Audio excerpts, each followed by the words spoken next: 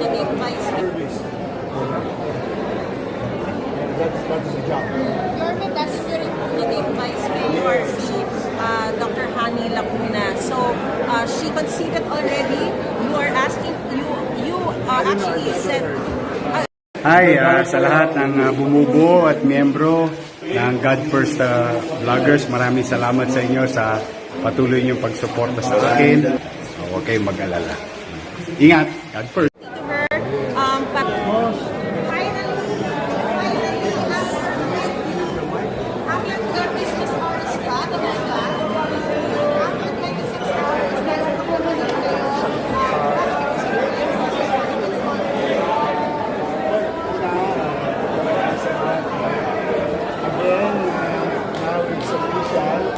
TGNI and most with your Miss Joyce who won the local election in Manila have been proclaimed.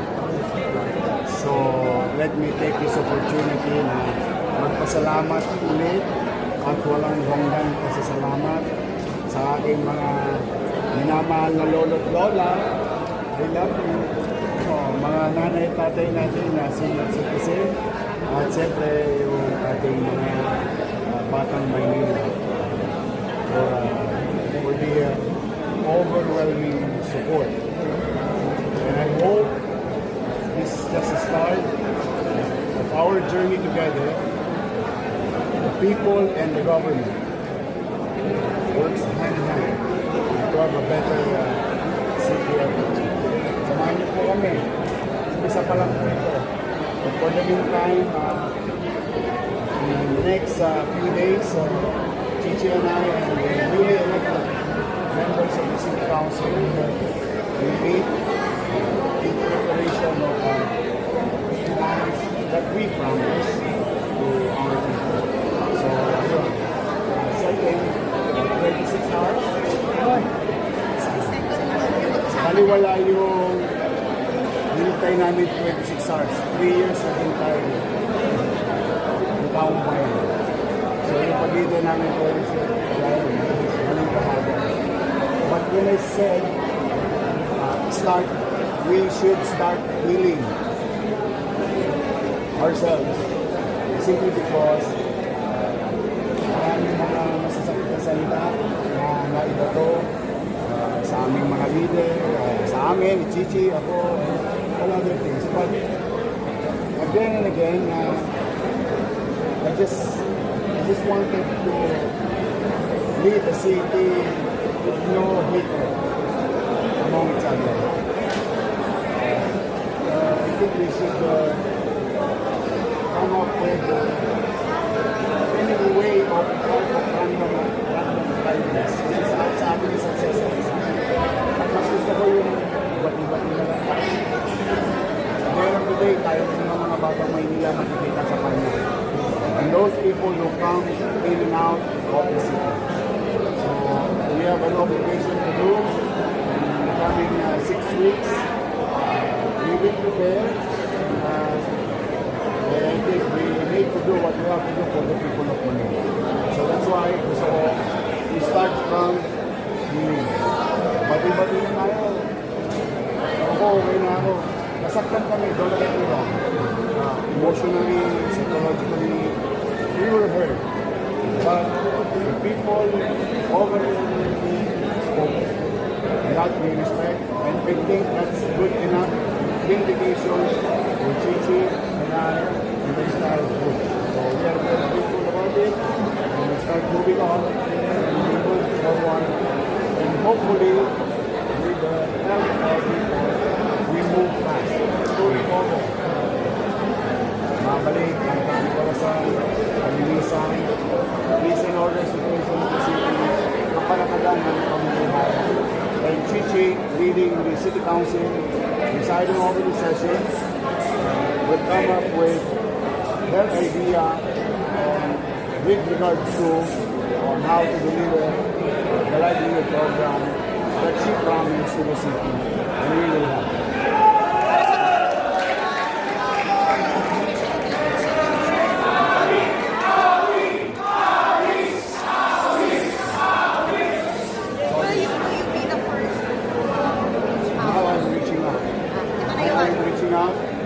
there is a chance, of course.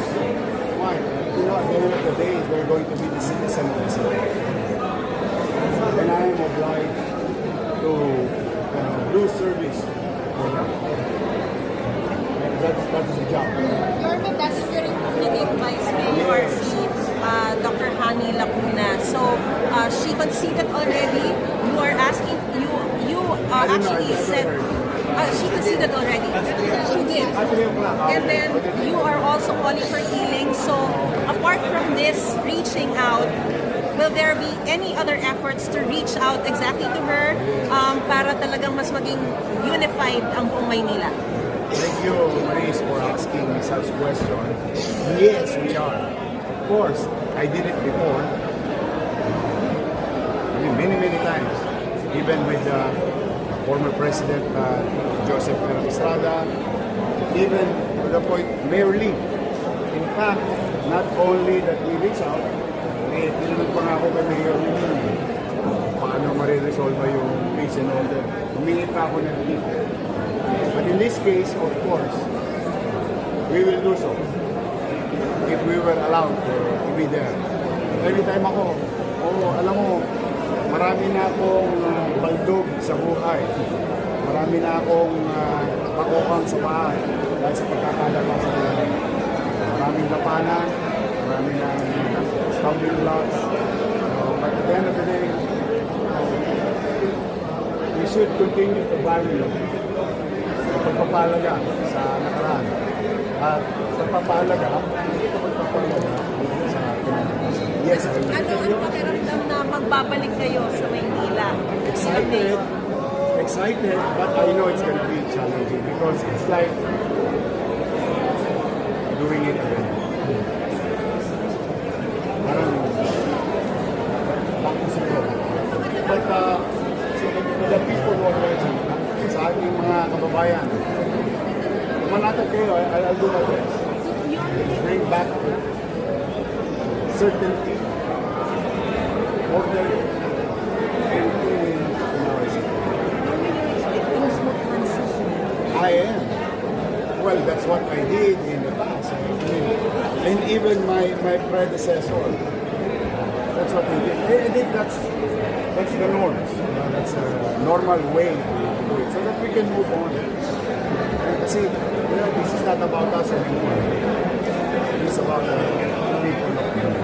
So, if we really love our people that we owe to serve, I think that's the only way to start and begin the journey of the city of Manila and the people who live in the city. How about your son, number one counselor? No, thank you mga taga-Tondo ha. Na-request ko lang manalo eh. Ginawa niyo pang really grateful and happy for him. And I told him, ako anak, yari ka. They said talagang now you're given a chance, you have to prove yourself. Following your footsteps. Well, I hope. Kasi sabi ko sa kanya, anak, kasi matutulungan kita kung paano matutulungan. Pero hindi ko kaya ituro sa iyo kung paano magmakasakit sila. Because it is me as a person. Innate.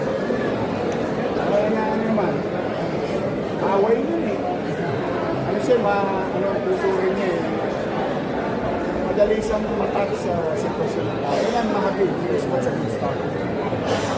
Kasi if you're pathetic, wala ka pagkasakit. It's a good start of governance. Kasi lagi ang nahabulin ka. The back of your mind. What is your purpose? Being in public. So I'm excited and happy. Congratulations. Yun, Roberto, Anad, kanto mo, kanto nila, lahat ng kanto rito sa Maynila, talaga, total tapos sama na ang kampanya. I'll do my best. I hope the two contractors the garbage collection will have a different approach under our administration. At hindi ako manhihingin kung ano man mangyayari sa kanila pag hindi sila nagtulong. Because kapakanan ng taong bayan kung pinag-uusapan nila, hindi negosyo salidad ay issue ng mahirap, ang middle class at mayaman. Dahil ang salidad ay nagdudulot ng sakit at ang sakit na dulot ito, walang pinipilit na tayo sa sakit. So, they have to catch up hanggang may one. But for the meantime, I will let Mayor Hani Lacuna do her job of the leaders of, I think, 6 weeks. Kasi siya naman, ang mga bata, huwag niyo muna akong message sa cancellation ng classes. Hindi pa po ako mayor. Kasi marami ako na-receive na natin yun. Yorme, may pasok pa bukas. Hello mga estudyante, mag-ingat kayo. I love you. I'll see you soon. Give us name. I-expect mo na ganun talaga yung mga sa kanila.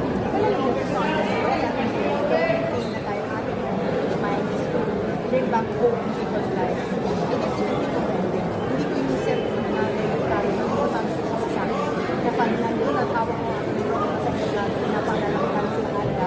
So in terms of yung tanong mo, to answer that, to be honest, I did not expect it. I was just happy. It's a journey ko sa kampanya. I'm happy because nakikita ko nila kahit paano nabubuhayan ng mga tao. Dun sa mga nasabi ko, and most of them nila, dahil kung yung ako na ngayon, gagawin natin. Majority po yung mga konsihan na maaayun na sumibakit from other parties. How open are you as presiding officer to take all of those suggestions here so you can craft good ordinances para sa mga taga-bahay? How open are you to brainstorming and getting various ideas regardless of party lines para makabuti Hindi wala. Councilor for the district.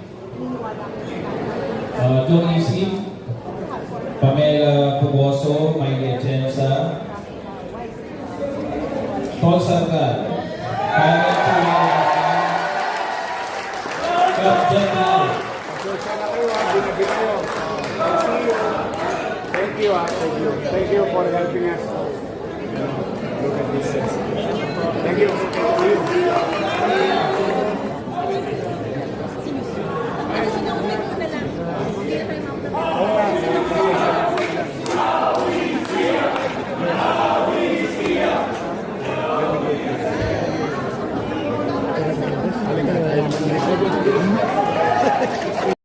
May bayad ba subscription? Wala, di ba?